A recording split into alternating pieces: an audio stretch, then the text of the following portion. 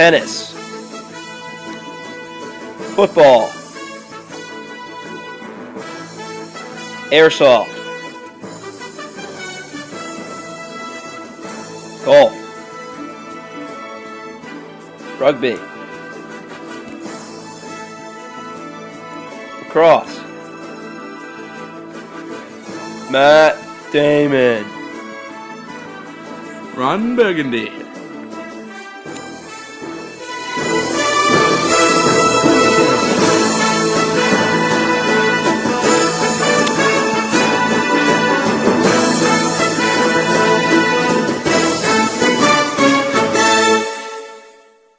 Channel 6 Sports.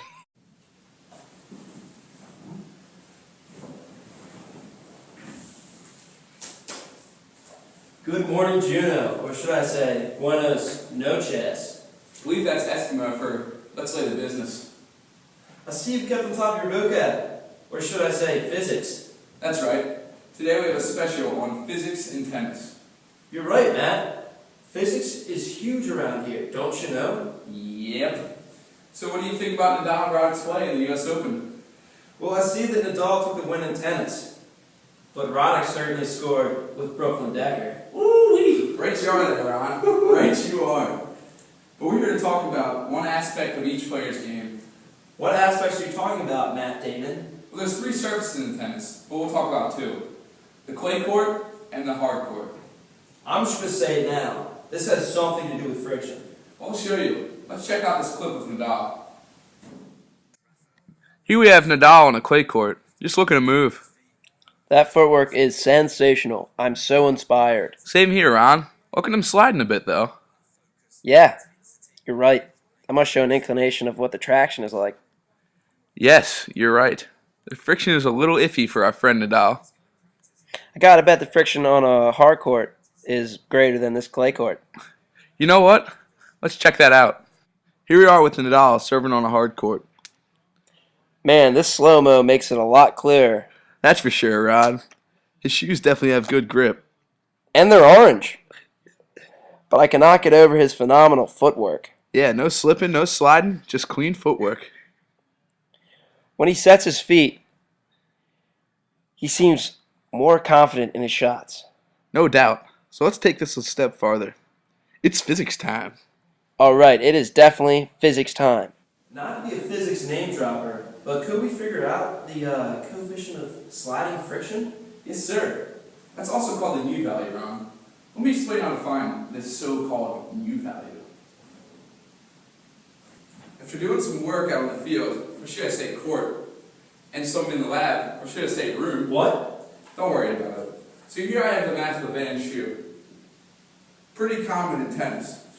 I took the shoe and dragged it across the ground on the clay and hard court surfaces. And I found the force of friction, which is 2.35 newtons for the clay and 4.1 for the hard court. So you found the force of friction. Isn't that it? No, Ron, there's more. Gotta find the ratio between the mass of the force of the shoe and the force of friction. Well, how do you do that? Well, just divide the force of friction by the force of the shoe, also known as the Normal force. So that's the mu. Yes, it is, Ron. So here it is. The mu for the clay court is 0.489. And the mu for the hard court is 0.936. And those don't have any values, right? Because they're newtons over newtons. That is correct, Ron. That's incredible.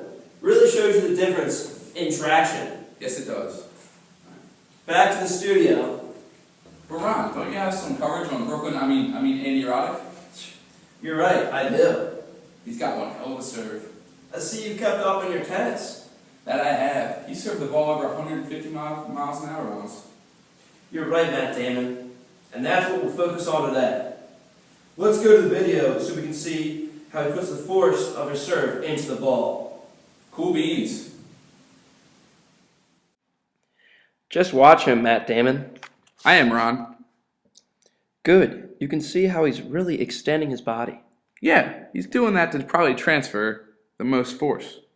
The extension and then contraction of his body kind of reminds me of a spring. True.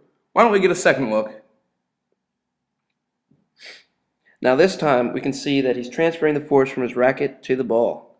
That's where the force of gravity takes over.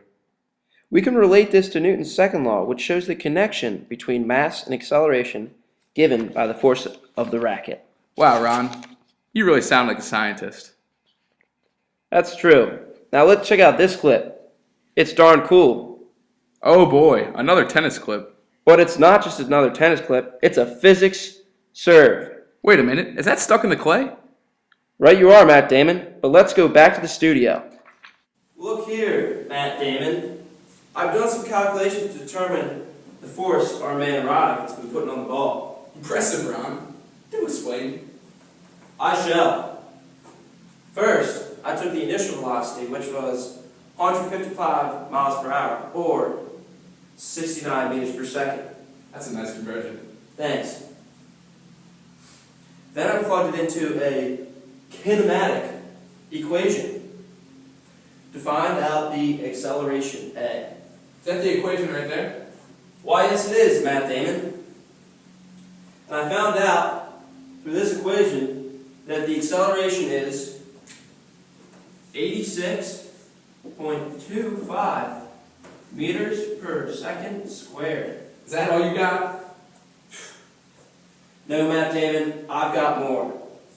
Now I'll take this acceleration and apply it to this equation. F equals ma. I have no clue what that means. Wow. So anyways, I found out that the mass of the ball is 0.057 kilograms, or 57 grams. And I took our acceleration, plugged it in over here, and we're going to find out what the force is. And that ended up being 4.91 newtons. It's a pretty incredible force. That's awesome. It's just awesome.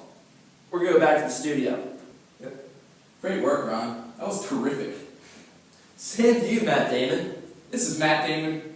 And this is Ron Burgundy. Signing out from Channel 6 News Sports, Juneau, Alaska.